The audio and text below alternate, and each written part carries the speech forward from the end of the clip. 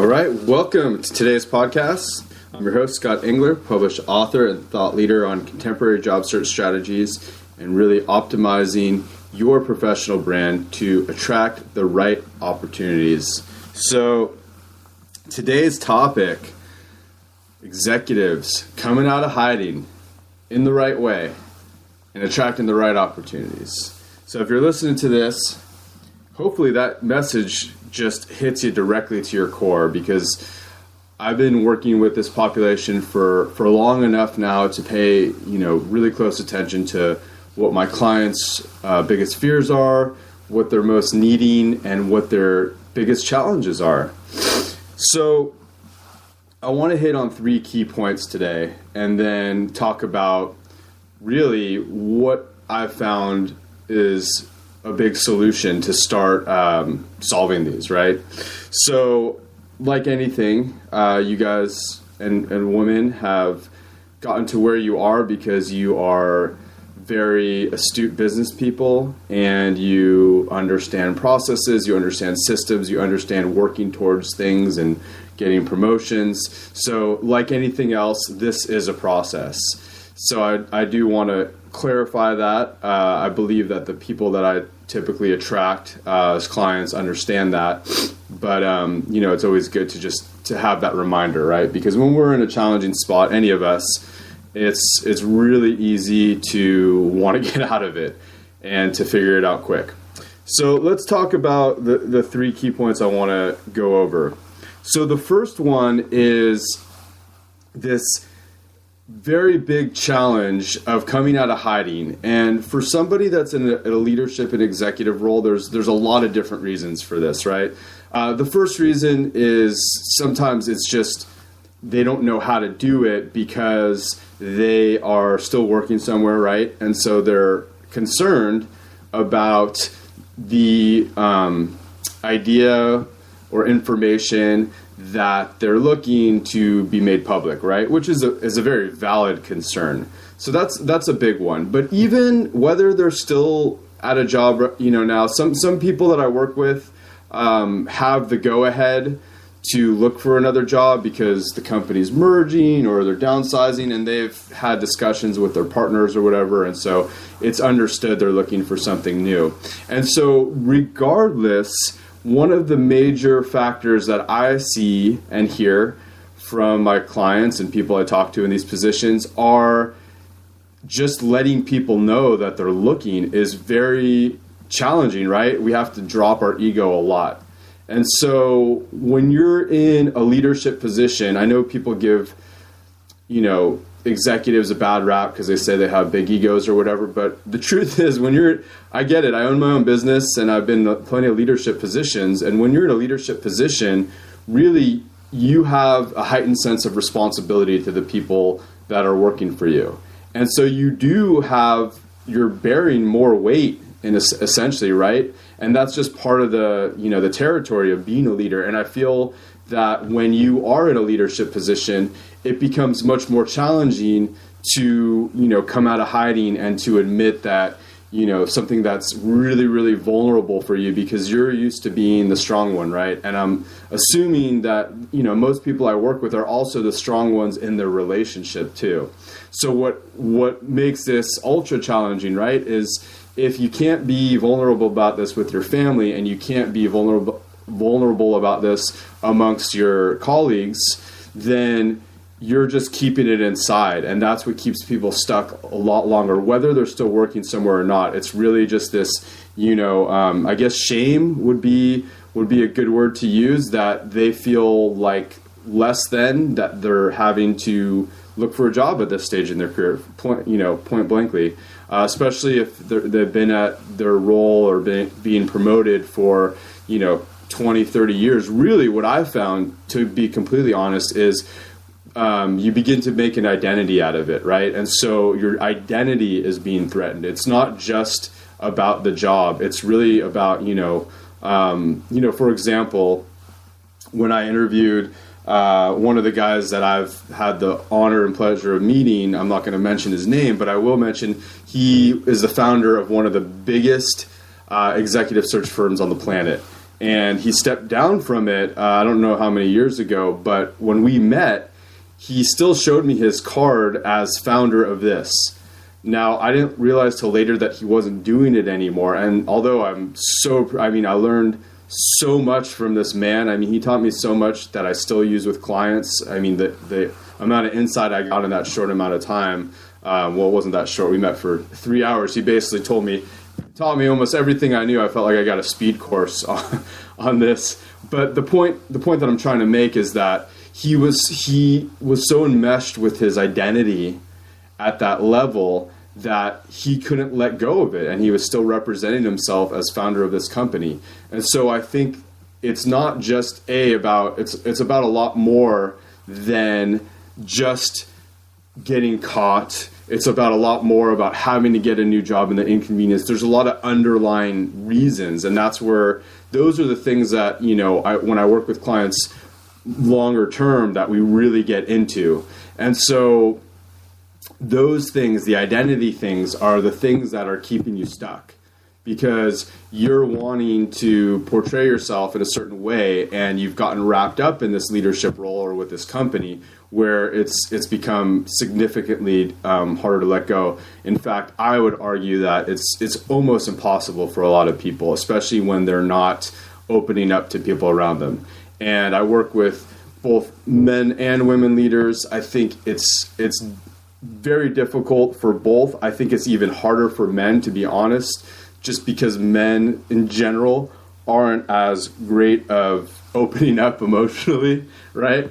So they don't open up to their wives as much about this kind of stuff. They feel like they need to be the provider. So I totally get all these things. And that's the first one. So the second one is standing out in the right way, standing out from the crowd. So all of you listening know that people that are VPs, partners, executives, you are all all-stars. And I say this all the time, but it's true. I mean, the people that I work with, the people that I talk to, they're incredible. I feel extremely honored and privileged to even have them. I mean, the fact that they, that I could help them in some area of their life is a huge blessing for me, truthfully. I mean, it's a huge honor to have a skill set that could help these people. And they're so accomplished and poignant and just great people overall. And professionally, they're amazing, And so the point is that how do you stand out amongst each other? How do you differentiate yourself? And the biggest challenge that I am hearing from executives now is, in a more digital landscape, it's kind of like, what's the best analogy I could give for most people now is, it's kind of like they were like the mayor of some small town in, let's say, Arkansas. Let's just say Arkansas, a town of, 10,000 people. And they were the mayor there, or they were just like some big public figure. Everybody knew who they were. Their reputation, they had built over 20 years. They were able to get, things in the community turned around. It wasn't a question of who they were. All of a sudden, they moved to New York City, and nobody knows who they are, and they don't care. And that's really what it's like, what most of my clients and people I talk to feel like, is it's this rude awakening, right? Because even if you're transferring organizations, or there's a merger and you become the CEO or COO or whatever, they already know your track record. You don't have to sell yourself so much, right? You might have to make a few points or something, but it's much, much different. You're not working from the ground up. There's already that established credibility there. So it's really, how do you establish credibility? Not only that, it's this rude awakening that people don't know you, and you're going to have to prove yourself after all these years. And you're like, what the heck? They don't just know that I'm good at what I do. And it is really frustrating, right? It'd be like if Kobe Bryant, for sports fans, moved to some remote, part of the world, and all of a sudden it was like flipped upside down and nobody knew that he was really good at basketball. And the challenge with the job search too is you can't just really go out and play, for instance. I mean, like, he could probably go to a pickup game, right, and play with people, and then they'd quickly learn how good they are. unfortunately, with the job landscape, it's not always that simple, right? And you have to pass through new hoops. And so on top of this added challenge, right, we don't have the luxury, most of us don't have the same luxury per se as someone like Kobe Bryant would do, where within a day, if he went to the biggest pickup game, you know, in this area, he could quickly establish himself as the best, you know, one of the best in the world at what he does. Unfortunately, there's a lot of laws in place where you just couldn't do this, right? You can't just walk into a company and start doing the job. You could try, you know, people have done crazier things. But my point being is that there's these hoops, there's these hoops to jump through to even get to that court. And what I mean by that is the digital landscape, resumes, and your LinkedIn profile. So then the added challenge on top of this is, how do I communicate? How do I draw out 30, 40 years of experience at all these leadership roles? I mean, you know, for example, I was just working with this guy recently, and every job he had, he excelled at. I mean, the quantitative data, the statistics, the amount of people he was leading, the budget, all those sorts of things were phenomenal at each role. But the challenge is a lot of them were very different.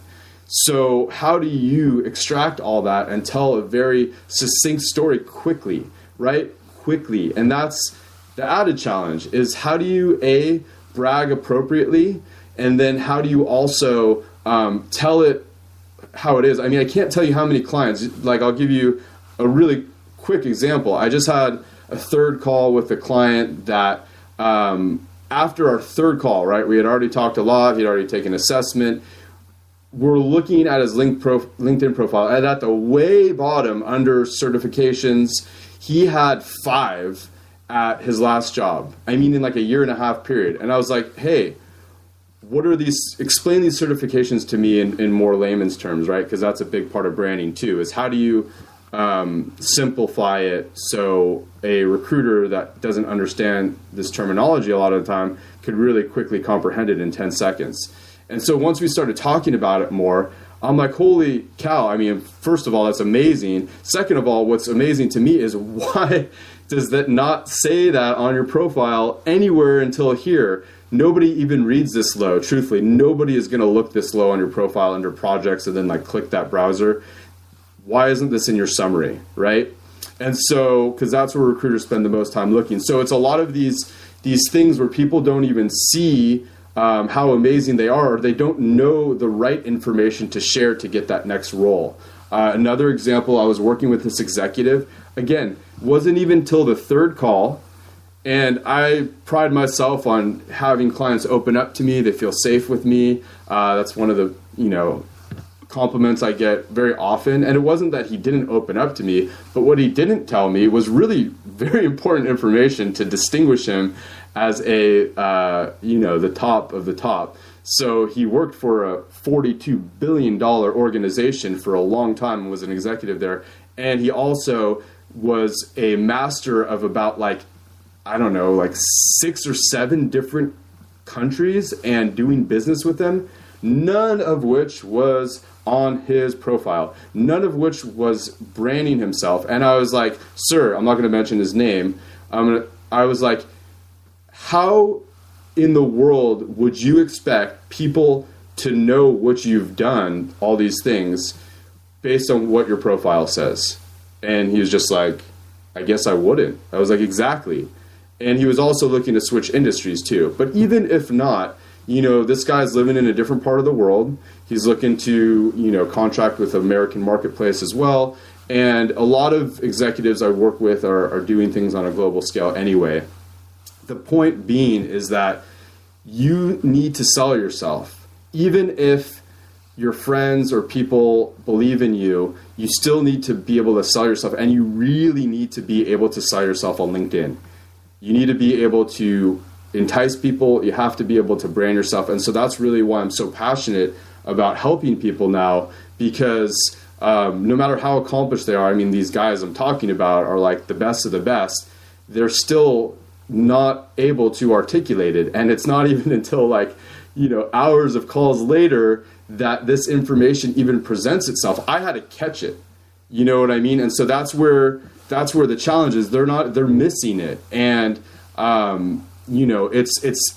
in my opinion, impossible to really effectively differentiate yourself in a competitive marketplace with other all-stars without the help of a professional. Straight up. If you don't work with somebody that understands what recruiters are looking for, understands what employers are looking for, understands how to take out your best highlights of a 30-year career with millions of different highlights for a specific position, because it's going to look different. What you would brand yourself as if you're going for a partner position versus what you're doing like a VP position or whatever is going to look a lot different. And the challenge that people don't realize is how small of a window you have to get through that hoop. That if a recruiter's spending 10 seconds looking at your profile, that's not a lot of time. You have to be able to catch their attention with the right bait, you know, and you have to put it in the right place, and you have to explain it in the right way. And, you know, everybody needs help in this area is what I'm trying to say. So the third and final one is, you know, even though it is extremely challenging and frustrating for people to, you know, start to try to make changes on their own. A lot of times they're now doing it because they don't have an assistant anymore working for them, or, you know, again, they're looking under the radar. So now they're having to learn a new skill. And that's the third one, is it's a new skill. And so my hope is that if you're listening to this today, you understand that's what it is. It's a new skill that you need to learn to master. If you don't learn the art of branding yourself effectively on a digital landscape, because let's be honest, LinkedIn is not going anywhere anytime soon. In fact, it's grown from about 20 million to over 500 million users in the last decade. 98% of recruiters source candidates on the site. It's the biggest of the biggest right now. And whether it's your LinkedIn or your resume, having things so predominantly online and having that be your in, even if you have a connection at a company, they're going to look at your LinkedIn profile. They're going to look at this information, and they're going to want to know that it's congruent with what the role is. And people don't understand how much competition they are up against, how many companies are downsizing in the U.S. They don't understand. People they understand, but they don't truly understand how much the U.S. marketplace and the longevity of company, amount of time people spend at jobs is like under 5 years now. So the whole paradigm of the U.S. marketplace has shifted. In fact, in 2 years, it's supposed to be almost half of jobs are 1099s. And so there's this shift going on, right, with companies and loyalty and lack of longevity. So in order to be prepared for this, you have to learn this skill. It's a skill you're going to need, at least for the foreseeable future, right? So anybody that's honest with themselves about where things are going and the trends, it's something you need to learn, and you need to learn how to do well. Because if you're looking for a job at Walmart, you don't really need to know how to brand yourself that well. But if you're looking to be an executive at like a very large company that does certain specialties, and there's over 500 million people on a site competing, for certain roles, and there's a limited availability of executive roles, then you need to learn how to effectively brand yourself. The good news is that I would point out that 99% of executives have not mastered this skill yet. So those who do are what I like to call in the elite. If you are the one that understands that you've mastered the skills that is going to get your foot in the door in today's marketplace, then you are in the elite. And I will tell you that with firm confidence, because how do I know this? Well, LinkedIn hired me last year, and part of what I've been doing for over 6 years is looking at senior level job seekers profiles all the time. I mean, I look at them so much that seriously I could spot major problems with each of them within 5 seconds. I mean, it's gotten to the point where it's that quick for me. So what I'm trying to say is that the good news is if you're able to accept and embrace some of these changes and willing to work on this now, it will really, really, really help you, not only in the short term, but the long term, because then you will have this developed skill that you're going to need right now in our marketplace. So that's what I got. I do have really exciting news. I hope you listened this long because hopefully you're the kind of person where all these messages were for you, right? You were like, oh my God, yes, yes, yes, and yes. So if you're still listening, my confidence is high that you would be a great fit for a group mastermind I'm going to be doing. I'm super excited about it because it's not only an evolving thing that I'm, of something that I've already been doing for so long, which is branding and networking strategy for people, but I'm also I'm going to be very selective of who I bring. I mentioned earlier, working with executives of $42 billion corporations. I'm saying this not to brag, but I'm also saying that I want to bring in a certain caliber of people in this group. And the truth is, I have facilitated groups for a long time. I used to be a mental health clinician. I've done group work both, in the community, but also professionally for a long time. And what I find is when I do these kind of things with high-level people that have a lot of connections, you wouldn't believe the magic that happens of them supporting each other, but also the synchronicity of connections that they have amongst each other to help each other and get what they want at this stage. So I'm really excited to create this environment for people and experience for people. So what I would encourage you to do, because again, I am going to close this off at 12 people because I want it to be a more cohesive, focused environment where everybody knows each other and people are going to get the support they do.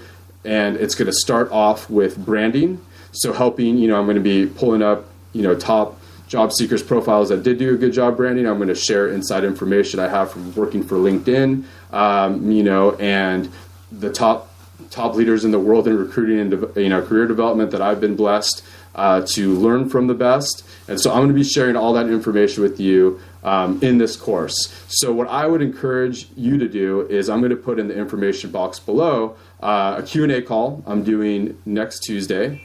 And there's going to be a link there to join. And so I'm going to be doing, questions and answers. So anything you have, you want to know about this training to move forward, again, it's going to be first come, first serve. I am going to have conversations with each person before I enroll them. So my encouragement to you is if you hop on the call next week and you feel like this is something I really want, then I'm going to want to set up a call with you again, because I do want to make this a very exclusive type of environment with like-minded people that are going to support each other and get really amazing results. And so this is going to be a great way too for people to come out of hiding together, right?